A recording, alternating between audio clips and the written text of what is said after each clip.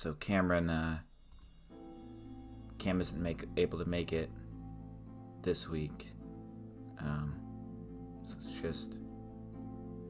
So it's just me.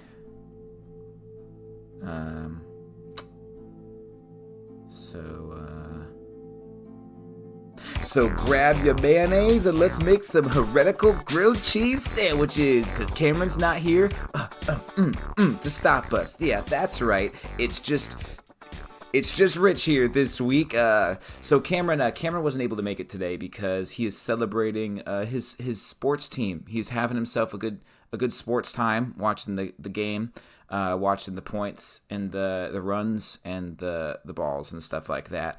So if you guys could actually do me a big favor, Cam's number one favorite sports team is the Washington Redskins. If you can go ahead and just get on the FitG Twitter and just, if you could DM Cam directly, or if you can just comment on the FitG Twitter, hey, congratulations, Cameron, on the Washington Redskins. He'd really appreciate that. I know that he would, especially since he couldn't be here. But today, I'm just going to try to do a solo episode. And you know what? It's going to be great. So I got both D20s right here. And I'm going to go ahead. Oh, I get to say the thing. I get to say the thing this time. Hey, Self. Hey, Richard. Shall we roll? Let's do it. Okay, that's weird. I think I'm literally going crazy right now. But let me go ahead and roll these two dice and see what we get. All right.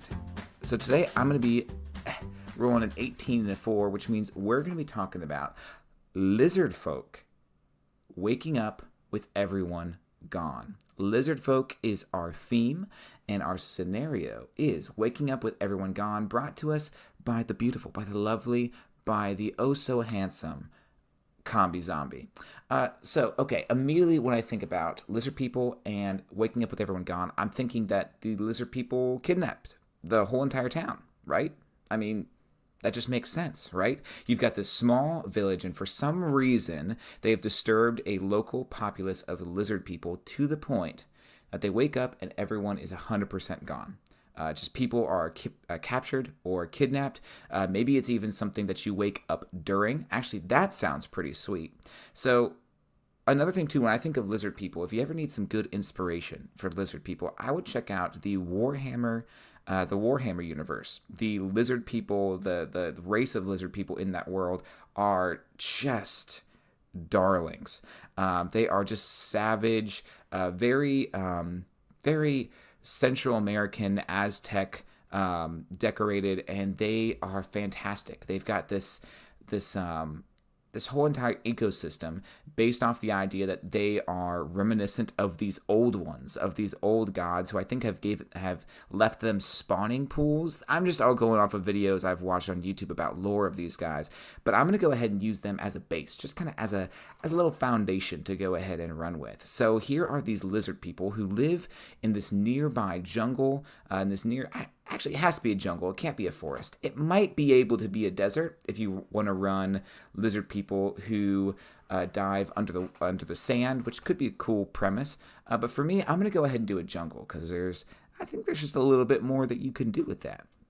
So maybe your party wanders into the jungle, and after being greeted by some locals. Maybe they're even in a Cholt type area, a very market-driven kind of pirate sea commerce, lots of docks and spicy smells in the air. Maybe after they stayed there for the night, they wake up to the roar of fire, to people screaming in the streets, and there's just people being kidnapped by these lizard people. I think that sounds like a really great introduction to a story. Have your characters meet in a tavern, or even have your characters be in different parts of the city and they all wake up. Maybe this is the origin story for your party, even how you bring them together. Maybe one of them is a carpenter, another one is a dock worker, another one is a bartender. Maybe they're all in the city and you just ask them, hey, tell me your character, what class they want to be, and tell me what their job is. And if you can tell me that, we'll just go ahead and start the story from there. That could be, I think that could be a fun way of going ahead and starting off a session. But regardless, your party snaps to and has to figure out how to, one, save themselves, and maybe either save something important to them, a building important to them, or as many people as they can. Honestly, this kind of reminds me of how the Horde of the Dragon Queen starts. I've never read it, but I've been super interested in the siege in Chapter 1 of Horde of the Dragon Queen. If you guys haven't read it or ran it yet, I highly recommend at least going to a local game store and flipping through it. It essentially introduces your players to this entire city that they walk in on that's being sieged. You meet up with quickly one of the captains of the guard and have to choose for yourself which objectives are more important to go and save. Some of them are fights, some of them are combat, some of them are stealth-based, some of them are objective-based, but I think honestly it's a lot of fun. Anyway, back to the city. Being run over by these lizard people. Some encounters that pop into my mind would be maybe you have several people who are being just carried by some lizard people or dragged through the streets. Maybe one of them is unconscious and the other one is still kind of shouting out, and you kind of walk up right as they're about to be knocked unconscious. Or maybe they are knocked unconscious, and that's kind of how the fight starts. Maybe you see somebody who's kind of hiding under a table or under a cart, and you know that they're there, and you have to decide, because you see another lizard person kind of just sniffing around, growling. He knows that they're around here somewhere, and you have to choose. Do I, as maybe a level 1 player, step in to try to defend this person? Do I try to have them chase me? Or do I let this thing happen? Maybe it's even a chance for you to let your NPC, who's more of a villain, more of a Dastardly Dan, maybe this is a character you've introduced the day before and tried to sell something to the party. Or maybe it's someone who employs, maybe it's the bar owner and your character's playing the bartender, and now they have chance to get revenge for this bar owner just treating them like crap. What's your character going to do in that situation? I think that could be kind of interesting. I think that the environment is going to be big. Even if you just play Theater of the Mind, or especially if you draw with a map down in front of you, have the environment change.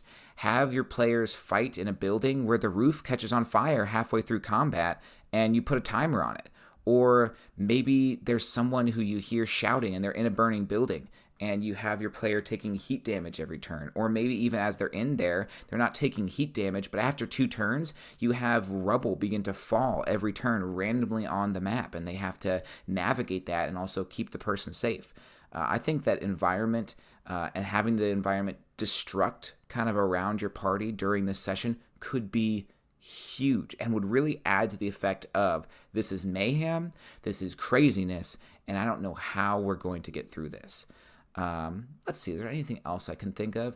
I think a barricade is a really good idea. Getting as many survivors as you can into one area, and maybe you get them into the local barracks, and you've kind of barricading the door. You're trying to fight through holes in the wall, or you're trying to fight through these different little gates, and maybe you're trying to prevent, kind of like a Helm's Deep scenario. You're just trying to hold the line for as long as you can until the back door can get opened. And one of your players could be responsible for that, trying to open the back door, or you could just all be responsible for trying to keep these guys at bay. Stealth sessions could be good. Maybe they give you the job of going and trying to assassinate a very high-level enemy threat that, if they lose that character, could mean the difference of the entire battle. They lose their command structure. I just think these are all good ideas. One thing, too, how are these lizard people getting these captives out of the city? Are they getting them out in kind of prisoner carts? If so, maybe your players could go and set them free or break the wheels. Are they getting them out on giant stegosauruses or some kind of giant creature that they're just kind of strapping people to? If so, maybe you can go and scare those creatures and have them run away, or tame those creatures yourself with a druid or an animal handling role.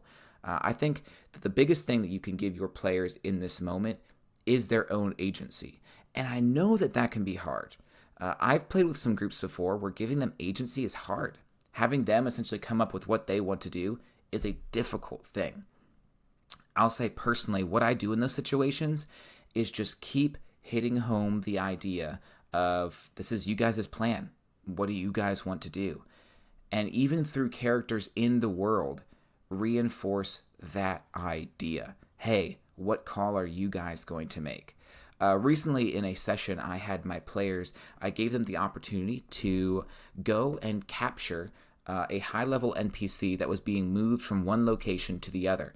I shouldn't say high level. I should say high profile. They were essentially moving him through a city street that could have been multiple different streets. They had to think of multiple different plans, escape strategies, timelines, all these different things. And I gave them the city map. I gave them a good amount of detail, but not everything was so flushed out. And I said, what would you guys like to do in the situation? And guys, it was so awesome. The whole entire party sat there and stared at each other and didn't say anything for several minutes. And then they kind of talked a little bit. And me as a DM, I felt like a complete failure. I was thinking to myself, oh gosh, this is bombing. Oh, this isn't fun at all. They're not excited.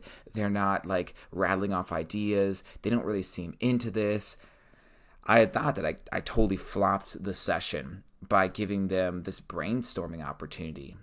And to try to recover from myself, what I kept doing was I would have different NPCs walk up, and I'd say something like, as your party is studying this map, you have an NPC sergeant walk in, and he says, if this was me, I'd do something like this, or, I just have my troops run straight towards them. Maybe some guys would die, but at least we'd be able to do some damage, and just began to throw my own ideas out there. Not necessarily good ideas, but ideas that at least they have to explain why they thought it was a bad idea. Why that it's a dumb idea to run straight towards them. Or why it's a bad idea to try to sneak around this way. Giving them things to explain, no, not that, had them thinking through, well, then what? And also, I just kept affirming their ideas. The druid was asking, well, you know what, this is all cobblestone, right? I need dirt to be able to do this. And I had an NPC just say, you need dirt? We can get you dirt. How much dirt do you need to pull off this job successfully? Just let us know where to have it, and we will have a cart of dirt there for you. As soon as I said that, I saw all of the players look at each other and think, oh, we can really plan this sucker out.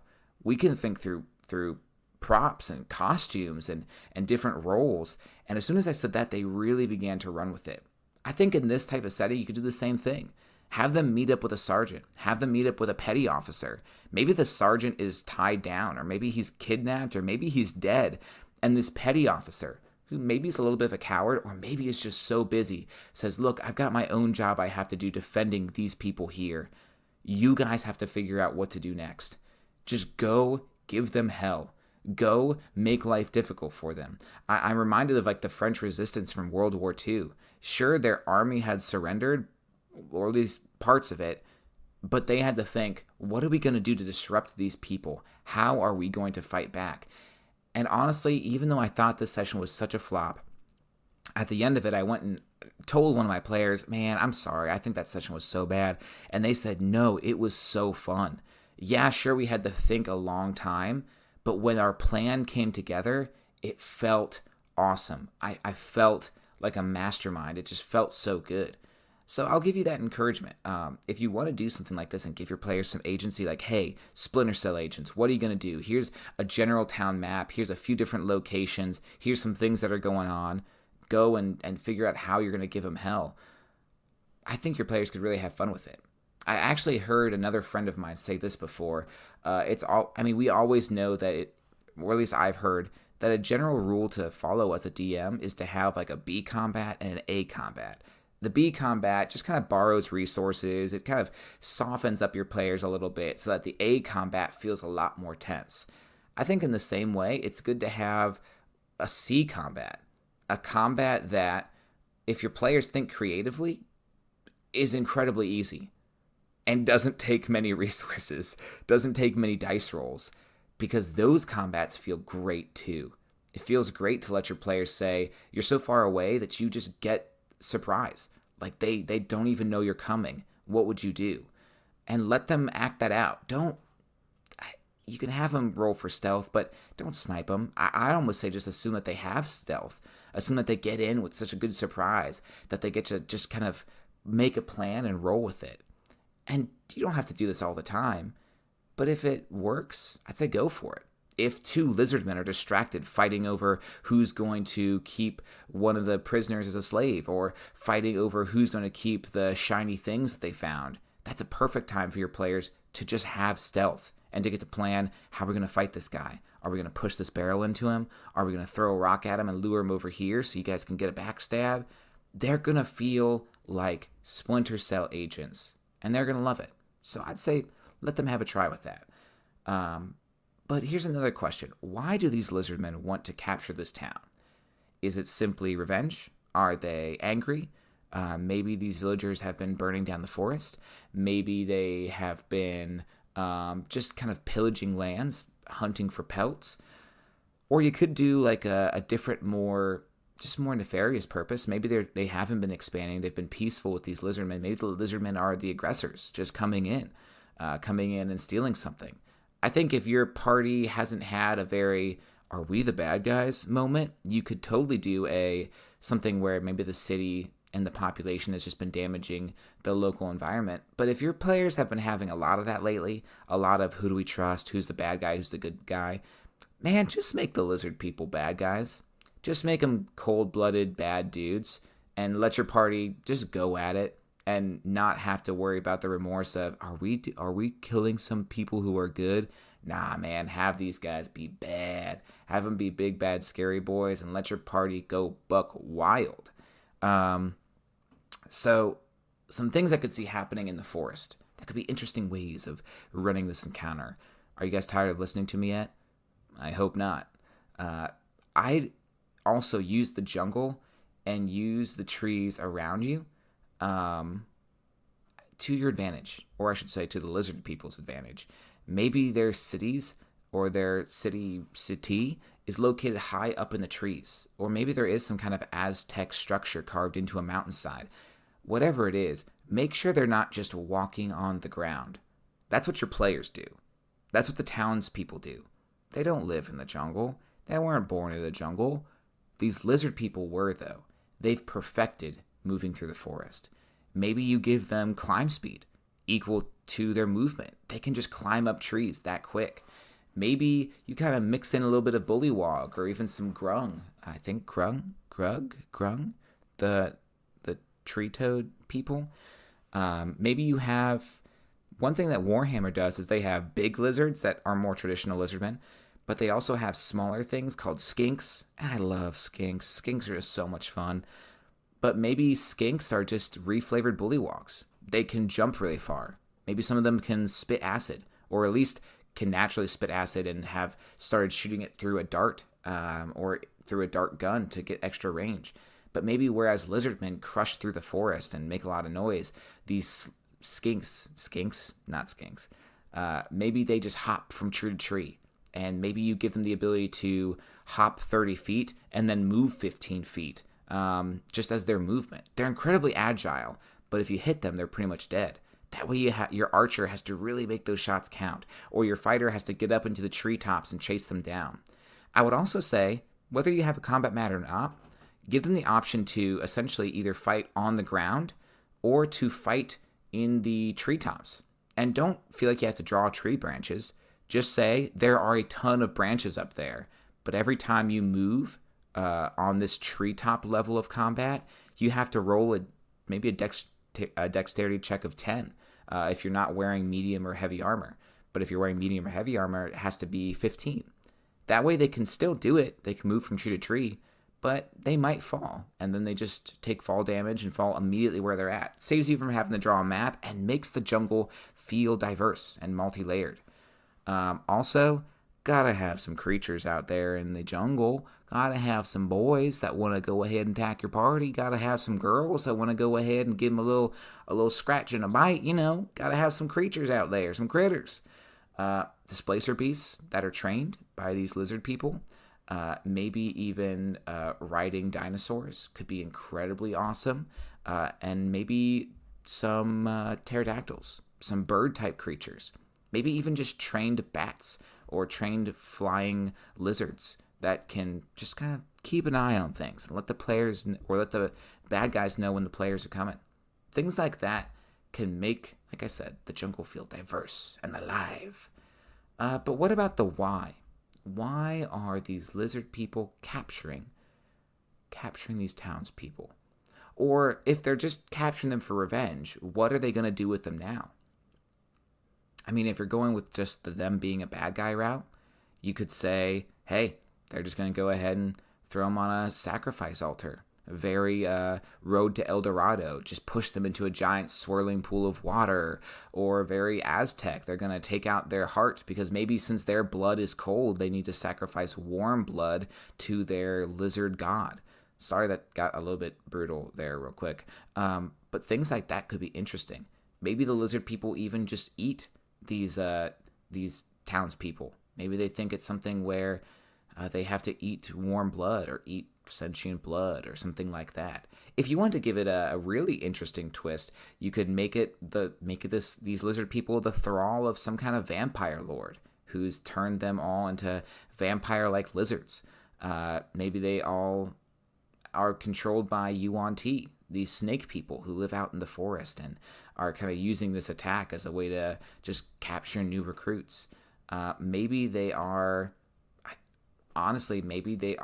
some kind of crashed alien species, and they've just been in the forest for so long, and maybe a long dormant ruler of theirs has finally woke up and is trying to rebuild this giant spaceship as his now kind of de-evolved predecessors are just dumb, and he's trying to control and to lead them.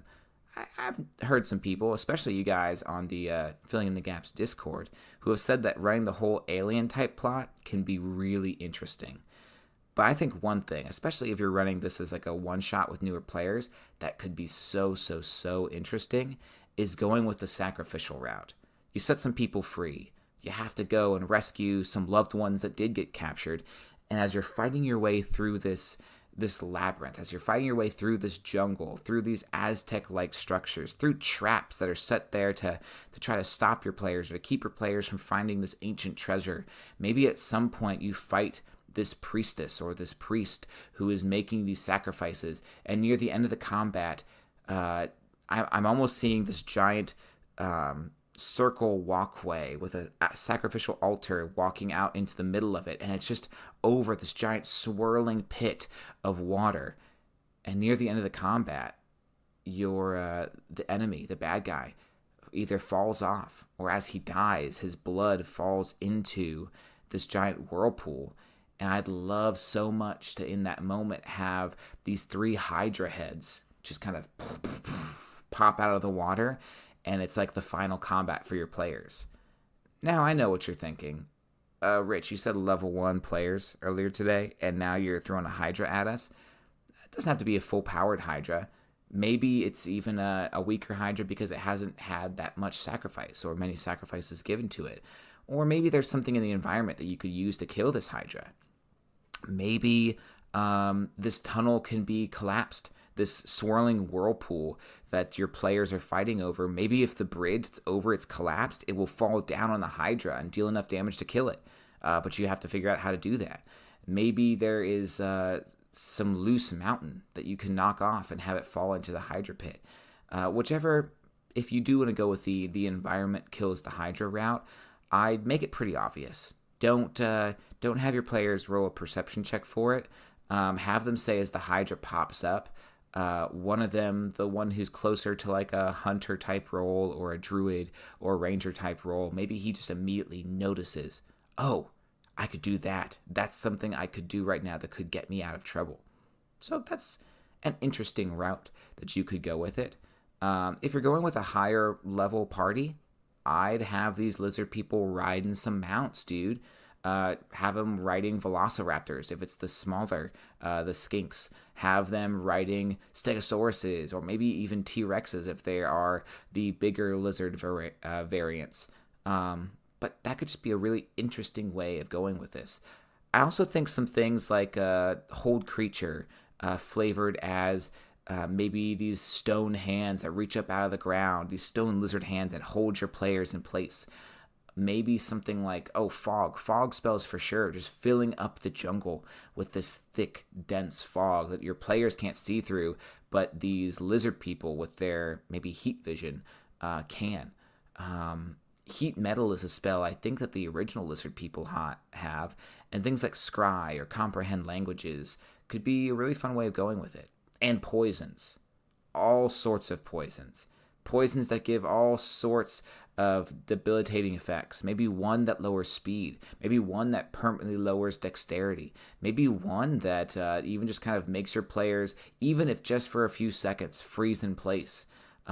Things like that could make your party feel like they have to tread lightly. But I think what's more fun for players isn't so much being frozen in place, isn't so much just losing a -1 to their dexterity for the rest of the session, but is having something crazy happen because of it.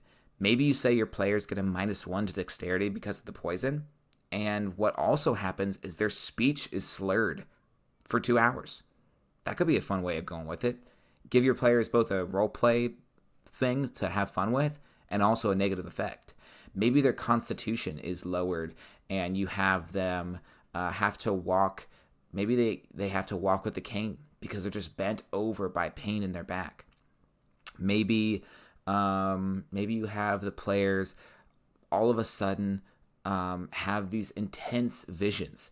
Maybe they get a -1 to their wisdom or intelligence, and as this poison takes in, they're seeing things that aren't there. That could be so much fun to play through a character who's going crazy because of poison, even if they just flavorfully have to explain why they missed their charisma roll because of it. I don't know. Could be interesting. Now, a whole different way of taking this, if you're going with the lizard people aren't all bad, maybe they're good, is you could have a very Road to El Dorado type story. Maybe there's some lizard people who want to wipe all these humans out. But once your party gets to this ancient Aztec-like city, they find lizard people who are normal. Lizard people who are just living their lives. Lizard people who have their own families, have their own hatchlings that they're trying to take care of, who have just incredible cocoa drink that's just so delicious. And maybe your party stays there for a little bit and has to play some diplomacy. Maybe they're worshipped as gods. Going back to that whole, they're sacrificing warm blood to appease their cold-blooded gods. Maybe when your players show up, them finding the city is some way of them proving that they are worthy or they're blessed of the gods. Maybe through some minor illusion spell. Maybe they just beat enough people in combat that it just seems like, whoa, maybe these are the chosen ones. Or think of just some really stupid example. Maybe they've never seen a halfling before, or a half-orc before. Or maybe they've never seen somebody who can cast a magic spell the way your party does. Whatever it is, that could be a fun way of going with it. Have your players be able to act out at their gods and try to keep the charade up for as long as possible. Man, that could be interesting. Knowing that there's someone out there who knows you're not a god, but having to trick the rest of the populace into believing it. Just go watch. Don't listen to this episode anymore. Just go watch El Dorado. It's a great movie that DreamWorks made, and honestly could give you a lot of really cool ideas for a session. Trying to think if there's anything else I could think of that could be interesting for a session like this. The biggest thing I can think of is just make it seem different. Wow, Rich, real good advice. Best DM advice ever. Make it seem different. But I'm serious. Point out some details about these lizard people that make them seem like not just a lizard person wearing armor. War paint, blues and whites all over their body, maybe especially highlighting their eyes. Maybe feathers that are adorning their shields that are in triangle shapes or crescent moon shapes. Those ancient Aztec stone weapons with the ball at the end that I'm going to sound really dumb because I don't know what those are called. Maybe even that their garments are made of leaves, or their garments are made of incredibly fine-made leathers that kind of make your armor look stupid in comparison. Structures that the architecture is very blocky, almost Lego-like, but beautiful and detailed at the same time. You can tell that this city is built by a species that has been around for a long time, but has been secluded and kept to itself. I don't know. Could be an interesting way of going with it. Maybe even another thing is as your party gets into the jungle, maybe they get sick with some sort of jungle disease. And maybe that's why the lizard people find them. Maybe they wake up with everyone gone because they go to sleep in a tent in the jungle and wake up with some sort of disease. And maybe one by one, they're trying to make it out of the forest. And as they collapse from exhaustion, as they collapse from just this sickness, they wake up in some sort of medical chamber. That could be that could be an interesting way of going with it. Maybe it's not that this town gets captured. Maybe it's that your party just falls asleep in a forest full of lizard people, and as the lizard people see these people they've never seen before, they say, wow, who are these strange alien creatures? We have to take them back to our village, either to worship them, to sacrifice them to our gods, or just to keep them as some sort of exotic pet. Dude, I don't know. That could be the interesting way of going with it. If you want to pull your players into an environment where maybe you don't want to do a lot of combat, but you want to do a little bit more role-playing, have them fall asleep in the forest, have them fall asleep in the jungle, in their tents, and have one of the players alerted that these lizard people are approaching. Make it a combat, and then after a few rounds, have a sleep dart hit them in the neck. Have something happen. Now, don't make that combat worthless, like, oh, hey, I was just going to railroad you here anyway. Reward the player who got the most kills with some sort of prize, some sort of honor. You fought so valiantly. You killed some of our greatest scouts. That's amazing. Here's some sort of crown, some sort of necklace, some beaded armor that you can wear that only our bravest warriors wear. And we give you the official title of Claw Scout or of Sharp Tooth. Sharp. Wow. I'm falling apart here without Cam. I miss him so much. But guys, I don't know. There's some ideas that you can go ahead and maybe run with for your next D&D session. I know this is a shorter episode, but it's half the time because it's just half the guy. But here's a quick reference.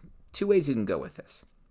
1, your party wakes up in the town that's being attacked by lizard people. We're using the environment and fire and maybe even giving your players the ability to kind of pick what they want to do, how they want to fight, have the environment shift and change, have their objectives be hard and make the decisions they make, who they save and where they go matter. But also don't hold their hand. Don't say, go over here and save this NPC. Say, maybe the windmill is under attack and there's some farmers who usually run there whenever we're under siege. Or the barracks are blockaded up, but they're trying to light it on fire. We need someone to go over there and fight them and put it out. Hey, just even patrolling the streets and trying to keep these people busy could buy us time. And then let them plan out what they're going to do and how they're going to do it. After that, they track these people down into the woods and have to fight through maybe some dungeon-like stuff until eventually they have a Hydra battle. The other method was kind of having your players be introduced in a more role-play or diplomacy-based session. They fall asleep in a jungle, and after a little bit of combat at the middle of the night, wake up and find themselves captive or guests in a new and strange environment with waterfalls and these beautiful lizard beings that are making the sound that you didn't even know a being could make. And it's just a paradise that you've been brought to, and you're being studied, you're being held prisoner, you're being celebrated, you're being worshipped, all different sorts of things based off of who your characters are. Let the strong character be a strong character who's competing in these games and just showing his prowess. Let your smart character go and answer questions the lizard people have been trying to study. Let the religious character talk through prophecies. Let the rogue, you know what the rogue's going to want to do. They're the gold. But have them just kind of be big deals, be celebrities, break out, and maybe uncover some sort of plot beneath the surface of a lizard person who's trying to sacrifice all of his people, or of a lizard people who knows now that these humans exist and want to go and take the rest of them out. Could be an interesting way of going with it. Well, guys, that's it for me. I really miss not having Cam here, but remember, guys, if you could do me a big favor and go ahead and get in the FitG Twitter and give us a follow. You can just look up FITGDND on Twitter and make sure to hit us up with that hashtag #GoWashingtonRedskins. I know we'll really appreciate it. Also, if you haven't followed us yet on Discord, give us a follow. We just honestly have such a great little community of brainstormers down there. They usually take whatever episode we talk about and really make it into something that actually could be run just through their own ideas or their own little NPC suggestions. Love you guys in the Discord, by the way. And other than that, if you guys haven't, remember that me and Cameron are actually in another podcast, an actual play podcast called The DM's Treehouse. The Heritage arc, which is a superhero arc where myself and Cam are players, was amazing. Cameron did a great job as a DM, and Adam, our other player, is just phenomenal to play with. But we actually just started a session where I'm DMing, and it's called Ascent. And I really hope you guys like it. I would like to hear your feedback, what I could do more of, or what you'd like to see different. And I know that next is actually going to be Adam running a Pokemon session. It's a lot of fun. It's posts every 2 weeks. It's the DM's Treehouse. And we haven't forgotten about the giveaway for the play session either. A long time ago, we said for everyone who leaves a review for the DM's Treehouse, myself and Cam would pull out a random couple of winners and run a session for you guys. And we haven't forgotten. We're going to do it. We got a little bit busy, and we apologize. But hopefully, once October starts, we'll be looking at those names, pulling some people out, and getting you guys scheduled for when we're going to play. But as always, my name is Rich from the Heartland State of Ohio, and this boy's heart is missing his friend Cam from the biggest and baddest state of Texas. But we're not an actual play podcast. We are a brainstorming podcast. And I hope that me just rattling off ideas for the past 40 minutes or so has given you some sort of inspiration, something that you can do to make your play session a little bit more fun and a little bit easier next time you sit down and have your own game night. As always, thanks for joining us, and we'll see you guys on the next one.